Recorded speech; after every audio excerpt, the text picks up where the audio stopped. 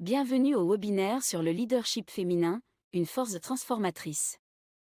Par Wafa El Amrani, auteur, entrepreneur, speaker, coach.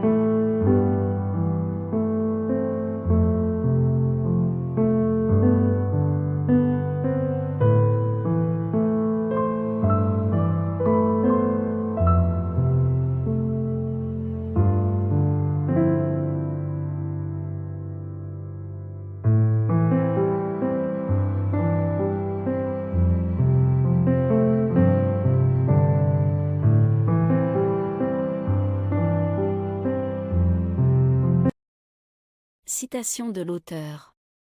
Ne laissez pas votre esprit éloigner votre cœur de votre âme. Bonjour tout le monde, je suis ravie de vous accueillir dans ce webinaire dédié au leadership féminin. Vous êtes sur le point de commencer un voyage avec un tournant qui vous donnera l'opportunité d'accéder à votre lumière intérieure. Cette lumière est la source de votre moi le plus authentique et de votre véritable essence. Dans un monde en constante évolution, le leadership est un sujet plus pertinent que jamais. Ce webinaire est l'occasion de célébrer les contributions uniques des femmes leaders et d'explorer les voies par lesquelles nous pouvons tous soutenir et encourager un leadership plus inclusif et diversifié. Il s'agit également de donner aux femmes les outils et la confiance dont elles ont besoin pour prendre le contrôle de leur propre vie, faire entendre leur voix et réaliser leurs rêves. Une précision. Dans ce webinaire, il ne s'agit pas de rejeter le masculin ou de créer des divisions, mais plutôt de trouver un équilibre en nous-mêmes d'abord et dans le monde ensuite. Comme l'avait précisé le docteur Randolph Stone, le premier à avoir donné naissance à la polarité féminine et à la polarité masculine, il a souligné que chaque individu, qu'il soit homme ou femme, possède à la fois des aspects féminins et des aspects masculins. Et l'harmonie entre les deux polarités est cruciale pour le bien-être de tous et le bien-être de l'humanité. Et un déséquilibre peut mener à des problèmes physiques et à des problèmes émotionnels. En s'acceptant tel que l'on est, nous créons un espace pour que le masculin puisse également s'épanouir. Le masculin occupe une grande place dans l'équilibre de l'humanité. Et son énergie masculine, elle représente la structure et l'engagement. Et nous avons tous besoin de structure et d'engagement. Et c'est à l'énergie féminine de lui créer cet espace. Cette danse harmonieuse entre les deux polarités est ce dont le monde d'aujourd'hui a réellement besoin. Comme vous le voyez, nous sommes dans un monde de conflits et de désordre. Avant de commencer en général mes webinaires et mes ateliers, j'aime bien rappeler qui nous sommes réellement. Qui sommes-nous? Nous sommes une âme qui est la manifestation du divin en nous. Cette étincelle divine en nous Elle cherche toujours à s'exprimer, bien sûr à travers nous. Et bien sûr, elle est guidée par l'amour inconditionnel de notre Créateur. Et cette étincelle qui est notre âme, elle représente notre essence la plus profonde, notre sagesse intérieure, notre lien avec le divin et notre connexion aux lois universelles. Et comment est-elle composée, cette âme? Oui. Alors, cette âme, elle est composée de 4 corps.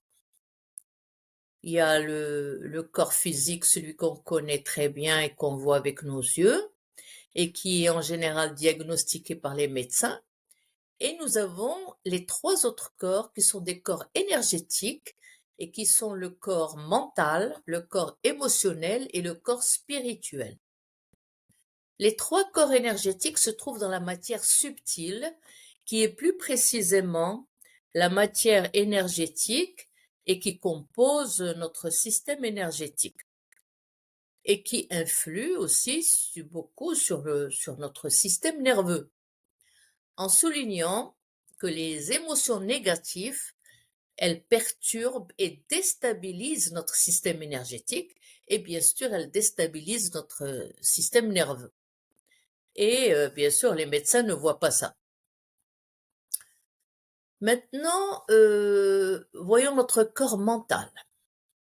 Le corps mental est la partie énergétique de nous-mêmes où sont stockées nos croyances les plus fondamentales sur nous-mêmes, bien sûr, sur les autres et sur le monde. Le corps mental, il nous aide à traiter l'information, à résoudre les problèmes et à générer la pensée abstraite. Voyons maintenant le corps émotionnel. Notre corps émotionnel est essentiel pour développer notre intelligence émotionnelle et nourrir nos relations avec les autres. Notre corps émotionnel est le siège de nos émotions les plus profondes. Il est le siège de nos désirs, de notre imagination, ainsi que du plaisir sensuel et esthétique. Et finalement, notre corps spirituel. Notre corps spirituel est celui par lequel nous apprécions toute la création divine, de la petite feuille d'un arbre aux plus grands astres tels que le soleil, la lune, les étoiles et les planètes. Notre corps spirituel est le lien sacré entre notre âme, notre conscience, notre créateur et le monde qui nous entoure. Il nous relie à la beauté de la création ainsi qu'aux lois universelles comme la loi de la gravité, la loi de l'attraction, la loi des vibrations, la loi de cause à effet, etc. Revenons à l'émergence du féminin. C'est quoi l'émergence du féminin? Cette émergence, elle nous guide profondément vers une connexion plus intime avec la vérité collective et non pas individuelle. C'est une connexion qui résonne fortement avec les vérités collectives et universelles, plutôt qu'avec des concepts individuels.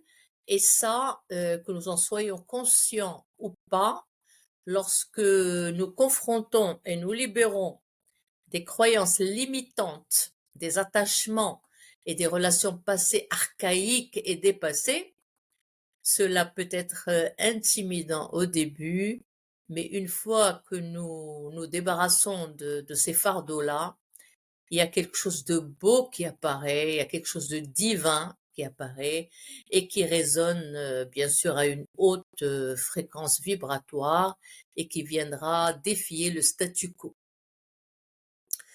Le monde d'aujourd'hui aspire à un nouveau type de leadership, un leadership qui est ancré dans la compassion, dans la tolérance, dans l'intuition, dans l'acceptation, et surtout dans l'intelligence émotionnelle. Et c'est le leadership féminin, et c'est exactement ce que vous êtes ici pour incarner. Qu'est-ce que le leadership féminin? Le leadership féminin ne consiste pas simplement à occuper un poste de pouvoir, loin de là, mais plutôt à incarner des qualités qui inspirent, des qualités qui motivent et qui guident les autres.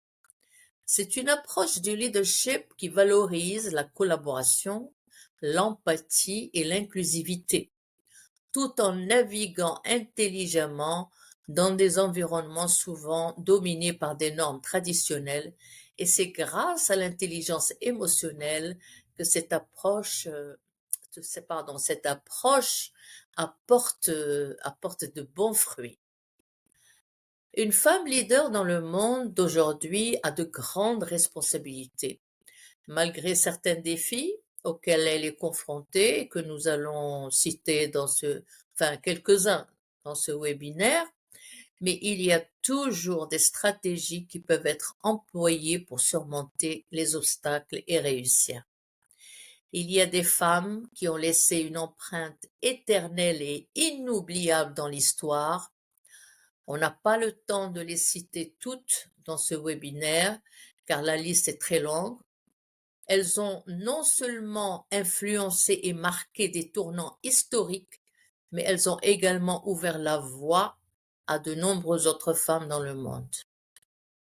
Commençons par Fatima Al-Fihriya, marocaine, fondatrice de la première université au monde, Al-Qarawiyyin, à Fès, au Maroc, et c'était en l'an 895.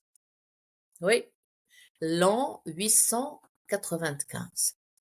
Ensuite, on a Susan Anthony, 1820-1906, une militante américaine pour le droit de vote, cofondatrice de la National Women's Suffrage Association. Elle a été essentielle dans la lutte pour l'égalité des droits. Simone de Beauvoir, 1908-1986, philosophe française, son ouvrage Le deuxième sexe, publié en 1949, a analysé la condition des femmes et a influencé le féminisme moderne. Gloria Steinem, 1934. C'était une journaliste et militante, cofondatrice du magazine Ms. Elle a défendu les droits reproductifs et une figure emblématique du féminisme de la seconde vague. Ensuite, nous avons Malala Yousafzai, 1997, pakistanaise, militante pour l'éducation des filles, une icône mondiale après une attaque des talibans en 2012. Elle a reçu le prix Nobel de la paix en 2014, militante pour l'éducation pour tous, sans distinction des deux sexes. J'aimerais également partager avec vous quelques histoires inspirantes de femmes qui ont surmonté les obstacles, qui ont brisé les plafonds de verre et qui ont laissé une empreinte durable. Ces histoires nous rappellent le pouvoir de la persévérance, le pouvoir de la résilience et l'importance des réseaux de quotidien pour aider les femmes à atteindre leur plein potentiel. Maintenant, voyons les défis du leadership féminin. Les femmes du monde entier, quelle que soit leur race, leur nationalité ou leur religion, elles sont toutes confrontées à de nombreux défis. Ces défis, qu'ils soient sociaux, économiques ou culturels, peuvent les freiner dans leur quête d'égalité. Comme par exemple, il y a des écarts salariaux entre les deux sexes qui persistent depuis des décennies et ça dure toujours aujourd'hui. Il y a aussi la sous-représentation assez inquiétante dans les rôles de direction et ces défis passent également par cette lutte continue pour l'égalité des droits et l'accès à une éducation de qualité. Notons que ces défis sont réels, assez significatifs et très préoccupants. Cependant, la bonne nouvelle est que nous ne sommes pas impuissants face à ces obstacles. En prenant le temps de comprendre ces enjeux, nous pouvons les affronter de manière proactive et déterminée, ouvrant ainsi la voie aux futures générations et un avenir beaucoup plus équitable. Voici maintenant quelques statistiques et quelques témoignages par rapport à ces défis-là. Commençons par les statistiques. La représentation. Actuellement, les femmes occupent environ 28% des postes de direction au sein des grandes entreprises. Ça, c'est selon une étude menée par McKinsey et compagnie en 2021. Ensuite, on a l'écart salarial. En moyenne, les femmes gagnent 82 cents pour chaque dollar perçu par un homme, ce qui veut dire 82% avec un écart de 18%. C'est une étude qui a été faite en 2021 par le Bureau of Labor Statistics. Voyons maintenant les stéréotypes. Les femmes sont souvent perçues comme étant moins compétentes que leurs homologues masculins, une perception qui impacte négativement leur ascension professionnelle, comme le souligne un article de Harvard Business Review en 2019, qui est une revue académique et professionnelle, une filiale de l'Université de Harvard. Voyons maintenant le harcèlement. Environ 50% des femmes déclarent avoir été victimes de harcèlement sexuel sur leur lieu de travail. C'est selon une étude rapportée par l'IIOC en 2016. IIOC signifie Equal Employment Opportunity Commission. Voyons maintenant quelques témoignages. Quelques témoignages sur certains de ces défis-là. Sheryl Sandberg, la directrice des opérations de Facebook, elle évoque de manière approfondie la lutte contre l'auto-sabotage dans son livre Lean In, une problématique souvent liée au syndrome de l'imposteur qui affecte de nombreuses femmes dans leur carrière. Indra Nooyi, une ancienne PDG de PepsiCo, elle parle des stéréotypes culturels et des défis spécifiques qu'elle a rencontrés en tant que femme d'origine indienne dans le monde des affaires, mettant en lumière les préjugés assez significatifs auxquels elle a dû faire face. Michelle Obama, ex-première dame américaine, dans son ouvrage Becoming, un livre sur son autobiographie publié en 2018, elle aborde la délicate question de la conciliation entre la vie professionnelle et la vie personnelle. Elle discute également de la pression immense qui avait pesé sur elle en tant que figure publique et comment cela avait influencé sa vie quotidienne. Ensuite, on a Malala Yousafzai, l'étudiante pakistanaise.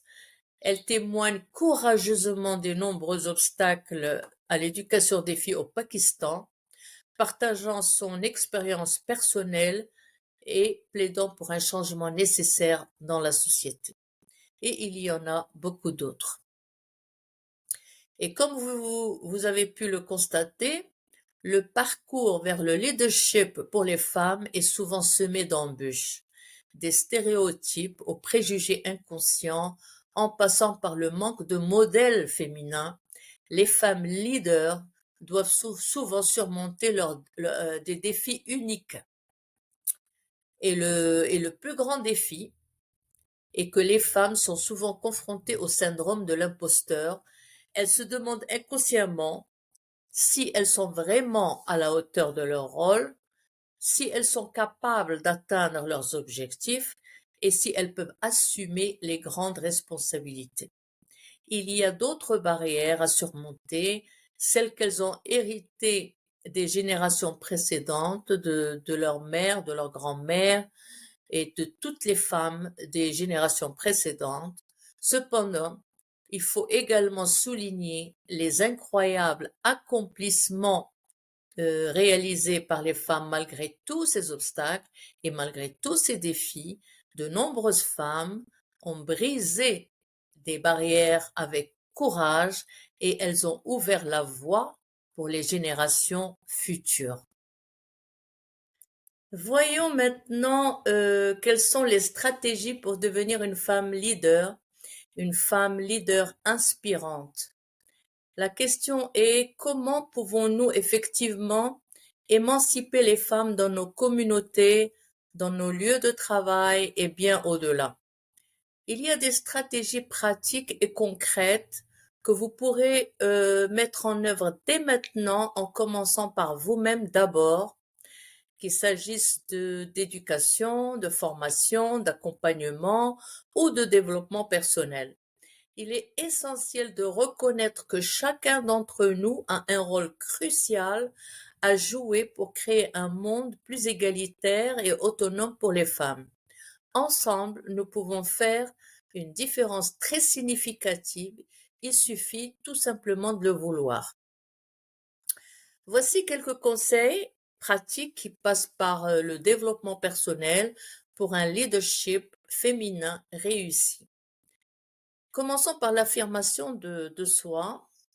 Il faut apprendre à exprimer clairement ses idées et à revendiquer ses succès, ses réussites avec assurance.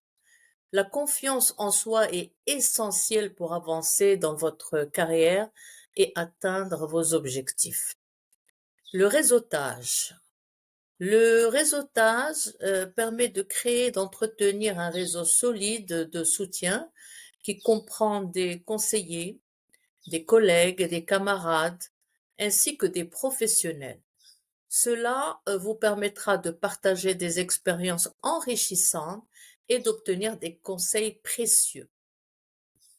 Maintenant, voyons le développement continu. Le développement continu permet de vous aider à investir sans relâche dans vos formations et dans votre développement personnel, bien sûr, en participant à des cours, en participant à des ateliers et en vous accordant des lectures instructives et constructives. Et bien sûr, trouver l'équilibre entre le travail et la vie personnelle, apprendre à gérer son temps gérer son temps de manière efficace pour équilibrer harmonieusement les responsabilités personnelles et les responsabilités professionnelles. Bien sûr, continuer à soutenir les autres femmes, les encourager, les soutenir activement, surtout dans leur parcours professionnel, en partageant vos expériences, vos réussites et en offrant des conseils inspirants.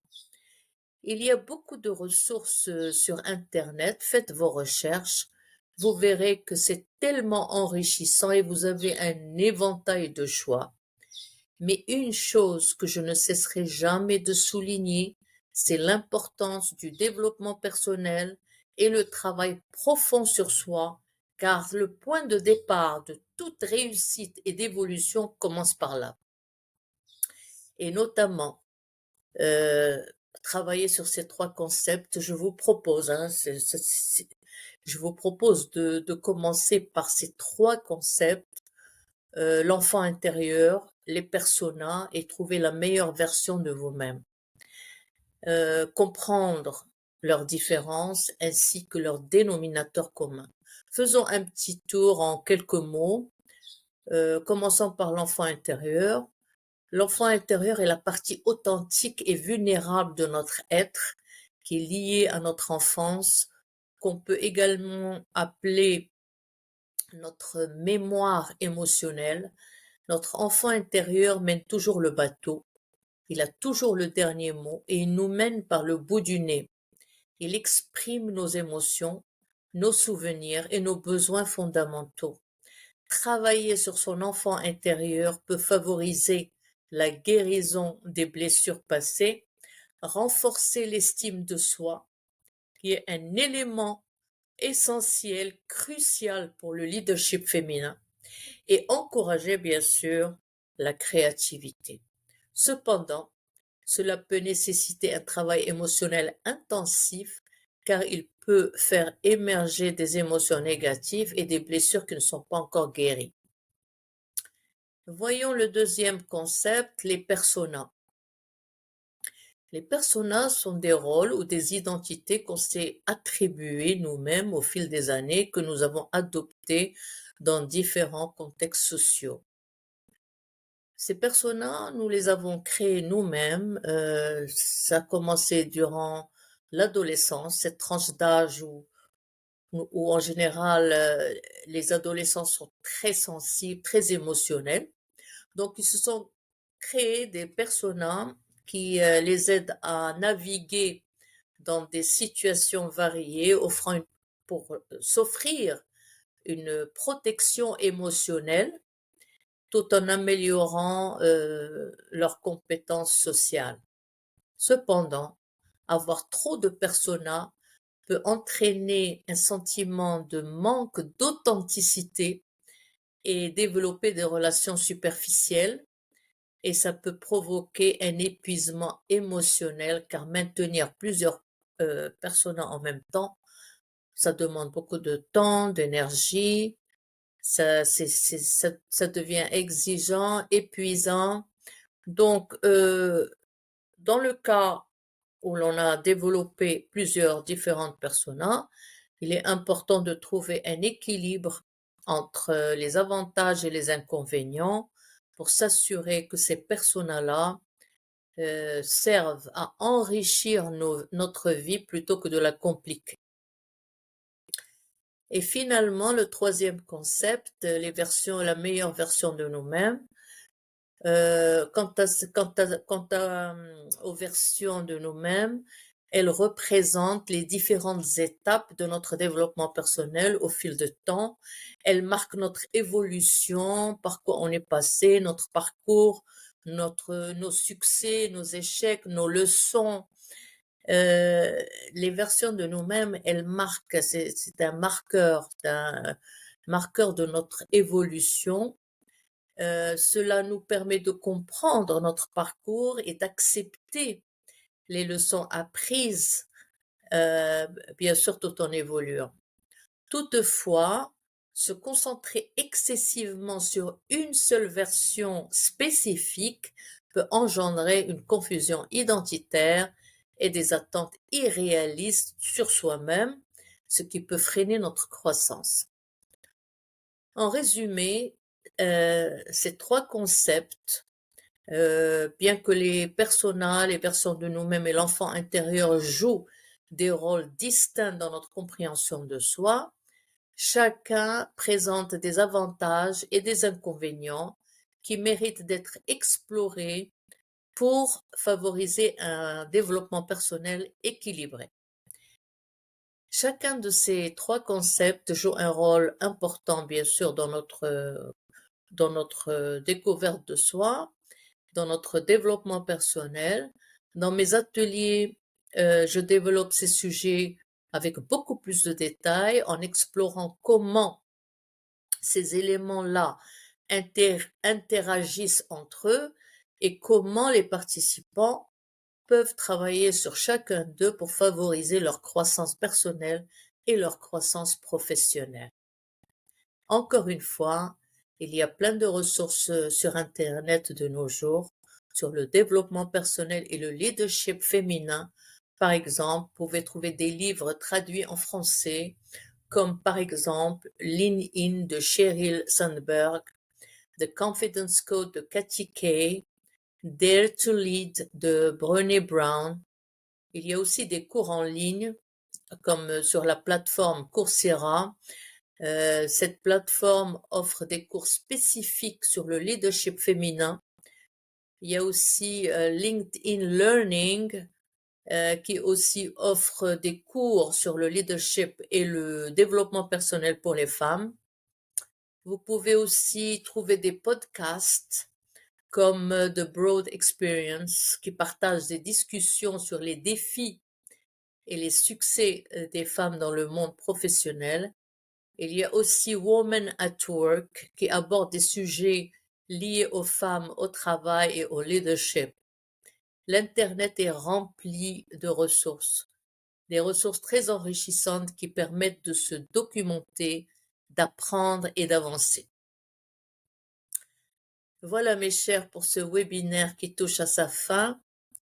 Nous vous remercions de nous avoir rejoints et nous vous invitons également à découvrir nos retraites holistiques, des moments uniques de ressourcement et de transformation où l'on aborde des sujets très délicats, des sujets en profondeur dans un espace serein et paisible.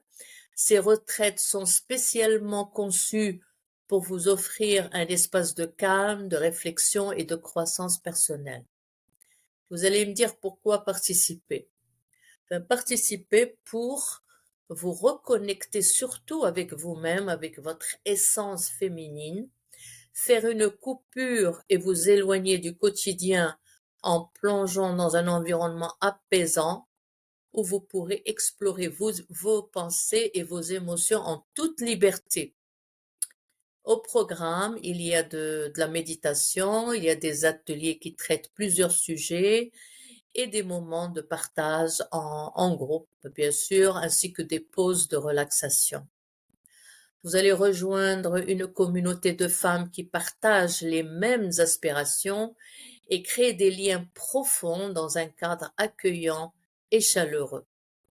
Je vous invite à vous inscrire pour notre prochaine retraite. Je vous communiquerai les dates bientôt. Ne manquez pas cette occasion pour vous offrir un temps pour vous et seulement pour vous et vivre une expérience inoubliable. Pour plus d'informations et pour vous inscrire, contactez-nous ou visitez notre site web. Au plaisir de vous accueillir et de partager cette expérience ensemble. Je vous dis merci et à très bientôt. Merci de nous avoir rejoints à ce webinaire. Si vous avez des questions ou vous avez besoin de plus d'informations, je reste à votre disposition et n'hésitez pas à nous contacter à www.wafaelabrani.com et rejoindre notre groupe Facebook. www.facebook Groupe Émancipation des femmes.